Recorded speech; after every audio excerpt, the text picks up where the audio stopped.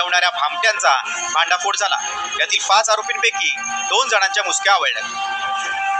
बजाज फायनान्सचे जे कर्मचारी आहेत ते त्यांनी गरीब लोकांचे डॉक्युमेंट्स घेऊन त्या लोनची प्रोसेस केलेली आहे आणि यांना गरीब लोकांना कोणत्याही प्रकारे ॲपलचा मोबाईल वगैरे मिळालेला नाही आणि 20,07,000ची आता सध्या आमची अमाऊंट टोटल निघते आहे। कदाचित आणखी लोक वाढू पण शकतात, कारण या माध्यमाच्या अनुषंगाने मी लोकांना आवाहन करू इच्छिते की ज्यांची या पद्धतीनं फसवणूक झालेली आहे त्यांनी जरा समोर यावं। जास्तीत जास्त आम्हाला विक्टिम्स आहेत, पीडित आहेत, त्यांना आपण मदत करू।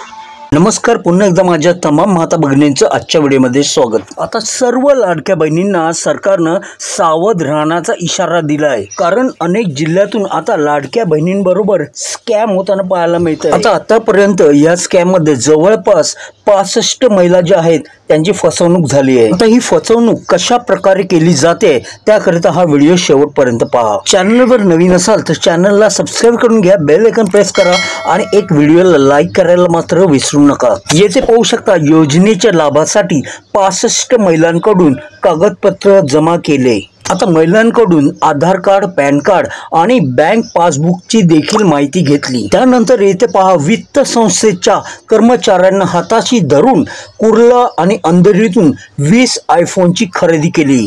त्यानंतर कागदपत्रांच्या आधारे आयफोन खरेदीसाठी 20 लाखाचं कर्ज घेतलं। त्यानंतर पहा, खरेदी केलेले आयफोन इतर व्यक्तींना विकले गेले।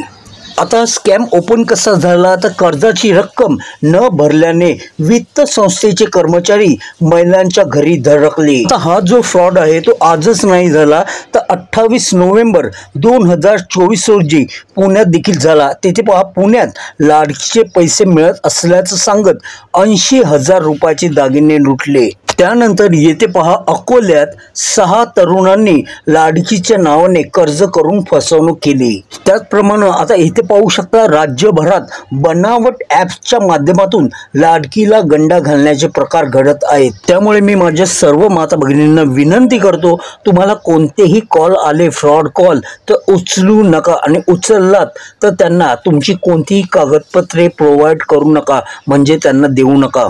जसं की तुम्हाला सांगितलं जाईल, व्हॉट्सअपवर आधार, पॅन कार्ड यांची झेरॉक्स पाठवा, तर ती देखील तुम्हाला द्यायची नाही आहे। प्रश्न आहे एप्रिल महिन्याचा, तर एप्रिल महिन्याच्या हप्त्याचं वाटप 27 तारीखपासून होणार आहे, तर कोणत्याही प्रकारची घाई करू नका। सर्वसामान्यांबरोबरच तुम्हाला देखील हप्त्याचं वाटप होईल, त्यामुळे काळजी करू नका। आणि अजून एक रिक्वेस्ट तुम्हाला करू इच्छितो, अजून तुम्ही चॅनलला सबस्क्राईब केलं नसेल तर आताच करून घ्या आणि व्हिडिओला एक लाईक मात्र अवश्य करा। चला मग पुन्हा भेटू एका नवीन अपडेटसह, तोवर तुमची आणि परिवाराची काळजी घ्या। जय हिंद, जय Maharashtra, take care and bye.